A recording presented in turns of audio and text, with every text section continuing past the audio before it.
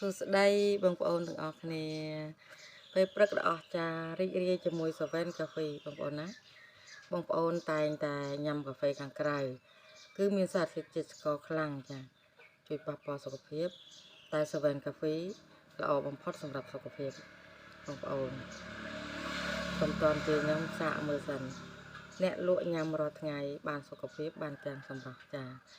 អញ្ចឹងក៏7 Cafe នាំចូលមកការគ្រឿងផ្សំនាំចូលមកពីសហរដ្ឋអាមេរិកការវេចខ្ចប់នៅប្រទេសថៃបងប្អូនទទួលស្គាល់ដោយ9ប្រទេសចាវាជួយសុខភាពរាងកាយយើងជួយរំលាយជាតិខ្លាញ់នៅក្នុងសរសៃឈាមចាបងប្អូនខ្លះថាងញ៉ាំកាហ្វេអត់កើតទេធ្វើឲ្យញាត់ទ្រូងចាតែកុំភ័យ7 Cafe អត់អីទេចាជួយបានព្រោះវាជួយបញ្ហាបេះដូងចា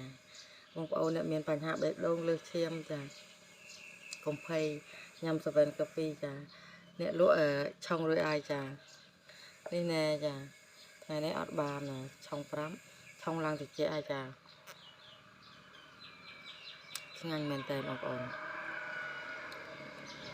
ជួយដោះស្រាយបញ្ហាកាំងគីឡូទៀតបងប្អូនណាដែលមានបញ្ហាក្បាលពោះធំចា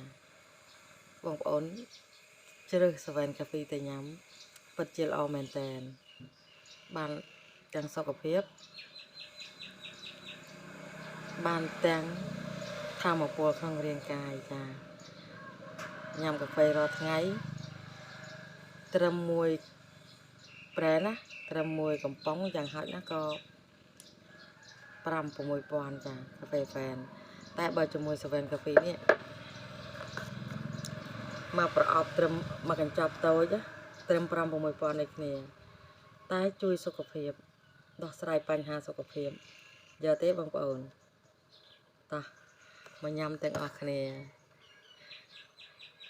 បាយបាយស្វាគមន៍ជានិច្ចចាប់អារម្មណ៍ឆាតចូលពេកអរគុណ